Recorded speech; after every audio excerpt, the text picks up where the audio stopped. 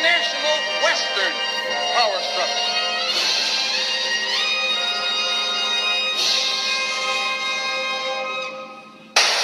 We are opposed around the world by a monolithic and ruthless conspiracy that relies primarily on covert means for expanding its sphere of influence.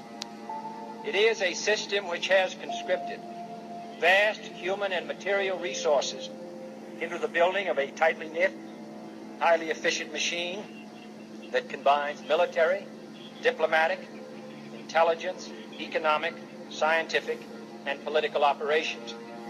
Its preparations are concealed, not published. Its mistakes are buried, not headlined. Its dissenters are silenced, not praised. Americans, mobilize. Stand together, stand tall. Tell the government you're mad as hell. No longer cooperate with the government. Do not accept the national ID card. Do everything in your power to restore freedom and your individuality back to America.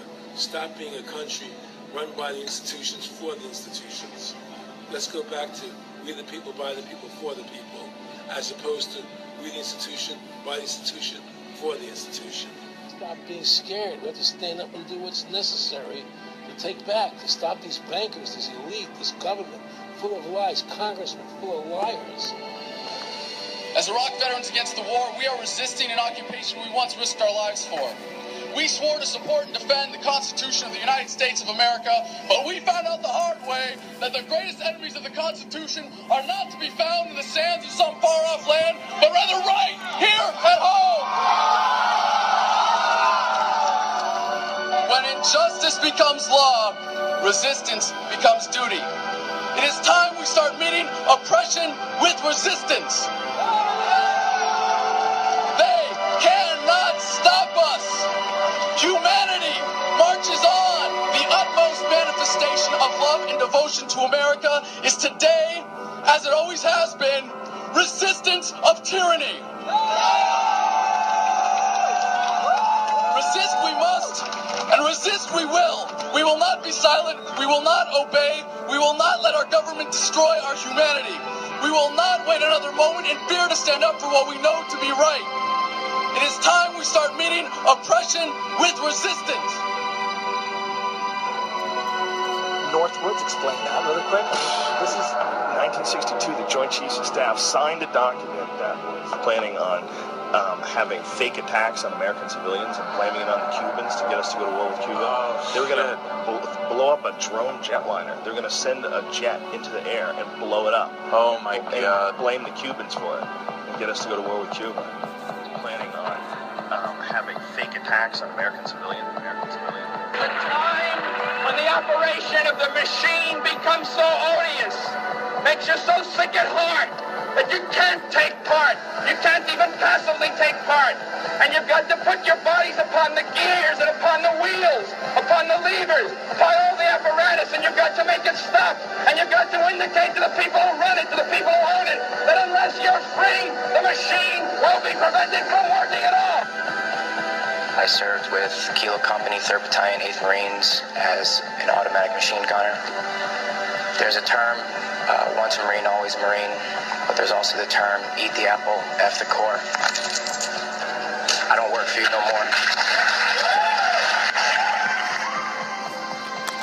And I'm a Marine. I took an oath to defend the Constitution. The Constitution! I didn't take an oath to defend these banksters. And I guarantee you, all you devil dogs out there need to rise up and take over this country and defend the Constitution against these punks.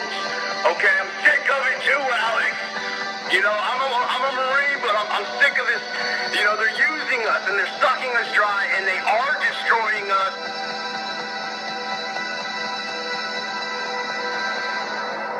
People should not be afraid of their governments. Governments should be afraid of their people. Councils of government, we must guard against the acquisition of unwarranted influence, whether sought or unsought, by the military-industrial complex.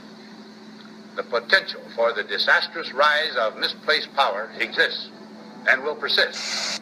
We must never let the weight of this combination endanger our liberties or democratic processes.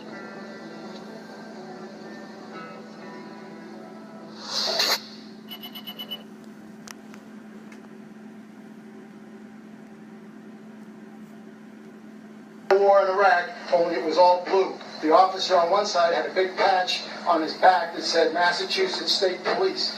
Another officer next to him, his patch said Boston Police. And so what we're doing here, and let's not kid about it, we're building a domestic army and we're shrinking the military because the government is afraid of its own citizens.